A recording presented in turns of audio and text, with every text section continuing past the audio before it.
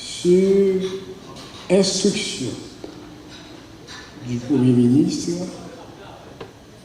le ministère de l'Intérieur, assisté de l'ONM, procédera à la libération des écoles par le déplacement interne. Mais vous l'imaginez bien, ce n'est pas une opération facile. Il faut d'abord que ces écoles soient situées dans des zones sécurisées. Ce n'est pas toujours le cas. Et surtout, que les déplacés internes puissent revenir dans leur lieu de départ et des lieux sécurisés.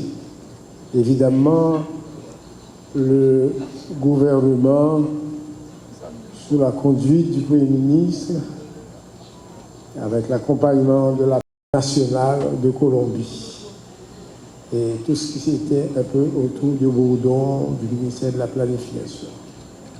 Je demanderai au ministère d'occuper cette école immédiatement pour qu'elle ne soit pas un petit peu occupée par des gens qui réclament toujours une indemnité, même s'ils ne faisaient pas partie de ce camp.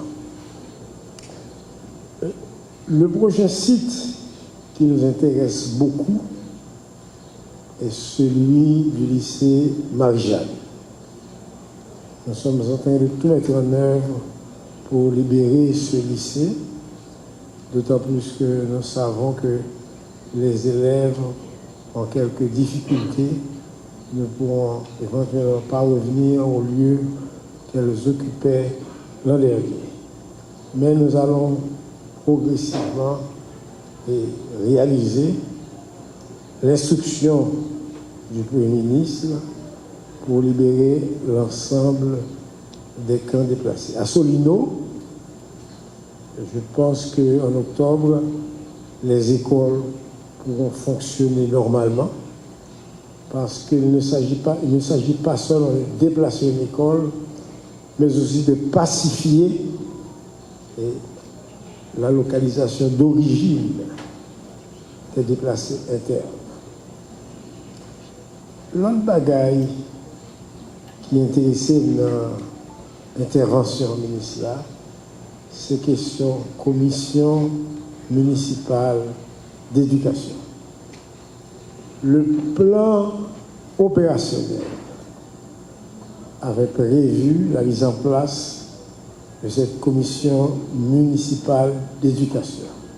La mise en place de la commission municipale d'éducation est un pas dans la bonne direction constitutionnelle, puisque la Constitution fait du ministère de l'Éducation nationale et des collectivités territoriales, je dirais, les co-gestionnaires de l'éducation, qui ainsi est devenu en Haïti une compétence partagée.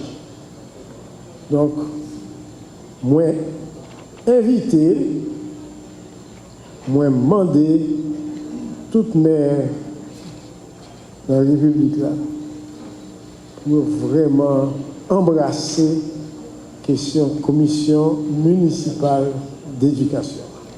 En attendant qu'il y ait un dialogue direct entre le ministère de l'Éducation nationale et les mairies à travers la FENAM pour que ces deux institutions se rendent compte qu'ils ont à gérer ensemble les services éducatifs. Il y avait un projet qui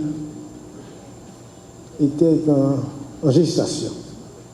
C'était celui sur une base pilote de lancer une expérience de préscolaire universel, au moins dans un département.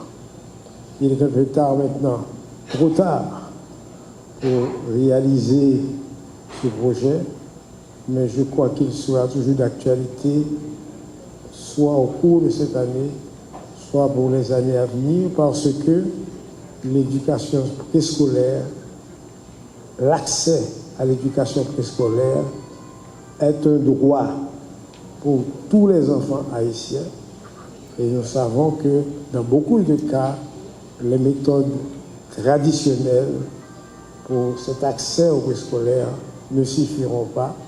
Les collectivités territoriales, les maires, les casettes, probablement sont les mieux placés pour universaliser cet accès au préscolaire. Je ne vais pas dire plus de bagailles.